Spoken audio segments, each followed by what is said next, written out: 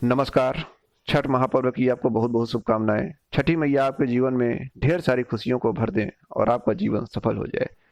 इस वीडियो में हम समझते हैं छठ महापर्व के तीसरे दिन क्या होता है, तीसरे दिन की पूजा अर्चना कैसे की जाती है, छठे दिन के छठ महापर्व में तीसरे दिन आपको क्या करना है, कैसे करना है।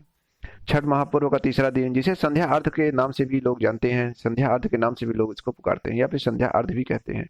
संध्या अर्घ समझ चुके होंगे कि संध्या अर्घ क्या है। सूर्य भगवान को अर्घ दिया जाता है शाम के टाइम पर। चैत्र कार्तिक शुक्ल षष्ठी को यह मनाया जाता है। पूरे दिन सभी लोग मिलकर पूजा की तैयारियां करते हैं। छठ पूजा के लिए विशेष प्रसाद जैसे ठेकुआ, चावल के लड्डू, जैसे कचवनिया भी कहा जाता है, बनाया जाता है। छठ पूजा के लिए एक बांस की बनी हुई टोकरी, जिसे दौरा भी कहते हैं या फिर दौरा भी कहते हैं उसको, या फिर कह सकते हैं जो एक टोकरी होती है जो बांस की बनी होती है, सामान्य रूप में आप समझिए टोकरी।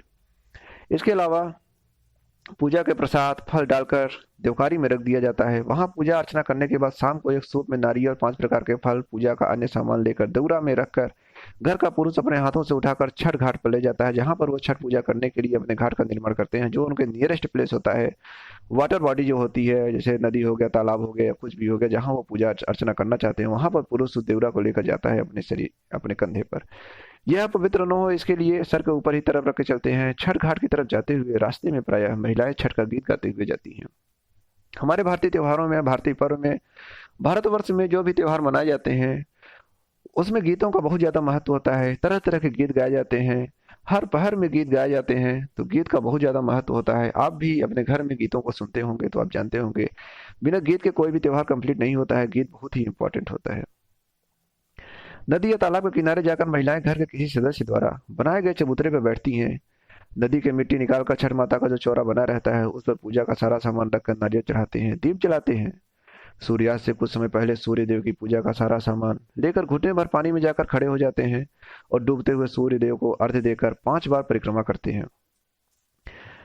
कह सकते हैं सूर्य को जब अर्घ्य देते हैं, उस समय जो उनका जल बॉडी होती है या फिर वाटर बॉडी होती है, उसमें वो एंट्री करते हैं और चले जाते हैं, उसमें खड़े रहते हैं, घुटने तक पानी रहता है या उसके ऊपर भी पानी रहता है। वहां से वो सूर्य भगवान को अर्घ्य देते हैं, सूर्य को जो कुछ लिए रहते हैं उसको अर्पित करने की कोशिश करते हैं। सामग्रियों में व्रतियों द्वारा स्वनिर्मित गेहूं के आटे से निर्मित ठेकुआ सम्मिलित होता है। यह ठेकुआ इसलिए कहलाता है क्योंकि काट के एक विशेष प्रकार के डिजाइनर फार्म पर आटे की लुगदी द्वारा ठोक कर बनाया जाता है।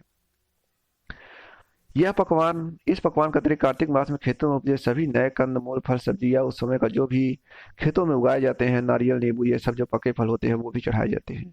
ये सभी वस्तुएं बिना कटे हुए अर्पित की जाती हैं, बिना कटा टूटा पीटा। ये सब नहीं होना चाहिए, एकदम समोच्च रूप में होना चाहिए, समूल रूप में वो होना चाहिए, टुकड़े में नहीं होना चाहिए।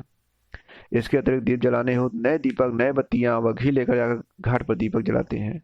इसमें सबसे महत्वपूर्ण अन्न जो है वह है कुसही केराव के दाने, जिसको हल्का हल्का हरा या फिर काला मटर से थोड़ा छोटा दाना होता है, टोकरे में तो लाए जाते हैं।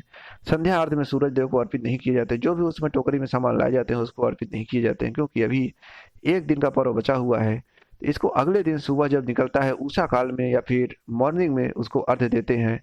और बहुत सारे लोग तो रात भर, शाम को जब यहाँ आते हैं घाट पर तो रात भर रुके रहते हैं। मॉर्निंग में सूरज के निकलने के, सन के निकलने की वेट करते रहते हैं, प्रतीक्षा करते रहते हैं, बेसब्री से इंतजार करते रहते हैं और घाट पर ही रुके रहते हैं। लेकिन कुछ लोग अपनी सुविधा के अनुसार घर भी चले जाते हैं, टोकरी या देवरा को लेकर घर चले जाते हैं। सुबह को फिर से भोर में 4-5 बजे तक लेकर वापस आ जाते हैं। तो ये था साथियों तीसरे दिन का, कि तीसरे दिन छठ महापर्व में क्या होता है, कैसे होता है, पूजा की विधि क्या होती है, सब कुछ आप समझ चुके होंगे।